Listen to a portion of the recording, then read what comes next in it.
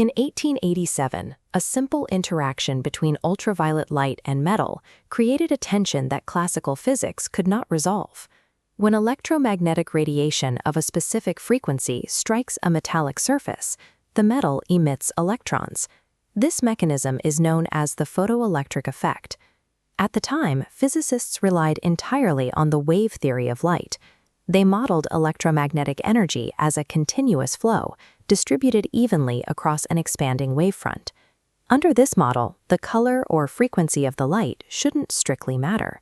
If you shine a bright enough light on a metal for a long enough time, the wave should eventually deposit sufficient energy to shake an electron loose. But laboratory experiments showed a different reality. High-intensity red light, no matter how bright, fails to eject a single electron. Yet a dim ultraviolet light placed over that same metal extracts electrons instantly. According to wave theory, a dim light requires a soak time, a period for the wave's energy to accumulate on the surface. But here, the electron emission occurs entirely without delay. Researchers discovered a strict minimum frequency requirement, known as the threshold frequency. Below this specific value, no emission occurs, regardless of the light's brightness. The continuous wave model could not account for this frequency dependence. The empirical data required a new understanding of how light delivers energy. The photoelectric effect produced 3 specific data points that were mathematically impossible to calculate using classical waves. First, the emission of electrons occurs in less than a billionth of a second. There is no accumulation time. Second, the threshold frequency is absolute, and it is unique to the specific atomic structure of the metal used as the air plate. Third, once an electron is emitted, its maximum kinetic energy depends strictly on the frequency of the incoming light, not its intensity. In classical mechanics, the energy transferred by a wave is always proportional to its intensity, the amplitude squared.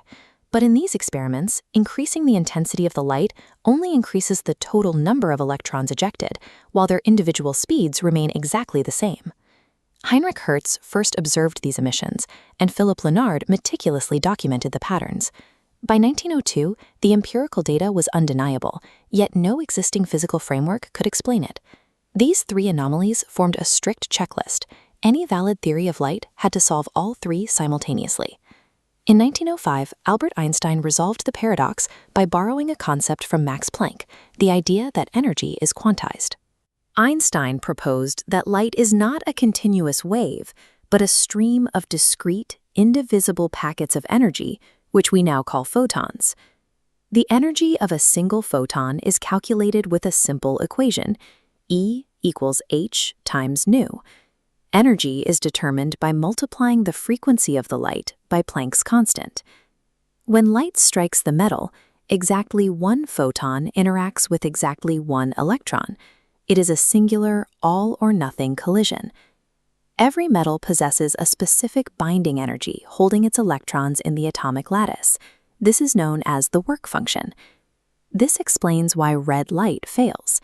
If a photon's frequency is too low, its individual energy is less than the work function. It lacks the localized power to break the electron's bond.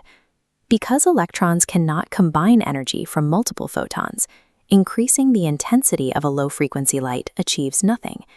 This diagram illustrates a successful quantum interaction. When the incoming photon exceeds the threshold frequency, it transfers its complete packet of energy to the electron, overcoming the atomic bond and ejecting it from the surface. Einstein's photon postulate successfully calculated the experimental data, earning him the 1921 Nobel Prize in Physics. By quantizing light energy into photons, Einstein resolved the frequency dependency that had baffled classical wave theorists. Einstein's photoelectric equation is the law of conservation of energy applied at the microscopic scale.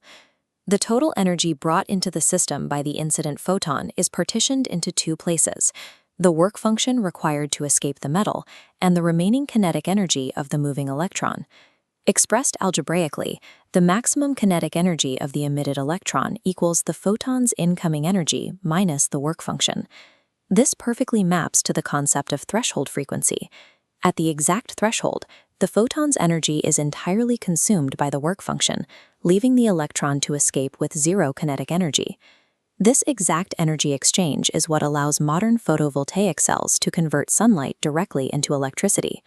It is the same mechanism used in the automated sensors that activate street lighting at dusk.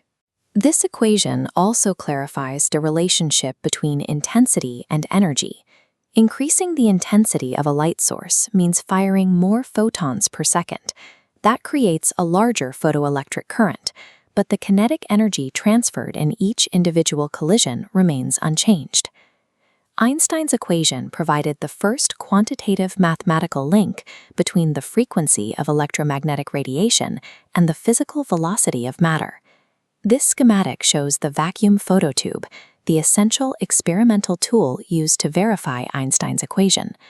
Light strikes the emitter plate. Liberated electrons bridge the vacuum gap to the collector, and a nanoammeter records the current. To measure their exact kinetic energy, researchers apply a negative voltage to the collector, creating an electric field that repels incoming electrons. They increase this negative potential until even the fastest, most energetic electron is turned back, dropping the current to zero. The electrical work done to stop that electron is precisely equal to its maximum kinetic energy. Substituting this electrical measurement into Einstein's equation yields a directly testable model. We can now measure invisible microscopic velocities simply by reading the stopping potential on a macroscopic voltmeter. To test the theory against laboratory data, we rearrange the combined equation to isolate the stopping potential on the left side. This structures the math into the standard linear format, y equals mx plus c. In this format, the frequency of the incident light is our independent x variable, and the measured stopping potential is our dependent y variable. Einstein's theory makes a very specific demand. If you plot these two variables, the slope of the resulting line must be a universal constant, Planck's constant divided by the charge of an electron. This linear prediction was the benchmark against which the photon model would be verified. This photograph displays the actual laboratory apparatus used to collect frequency and voltage data across multiple spectrums of light. This graph plots the resulting stopping potential against frequency. The data points form a perfect straight line. By calculating the slope of this line, we can accurately derive Planck's constant. Furthermore, the x-intercept pinpoints the exact threshold frequency for the specific metal used. If the line is extrapolated downward, the y-intercept reveals the metal's exact work function expressed in electron volts. This empirical verification of the particle nature of light provided the foundation for Louis de Broglie to later propose that matter also possesses wave-like properties. The photoelectric effect provided the empirical evidence required to transition from classical waves to a quantized model where energy is delivered in discrete packets.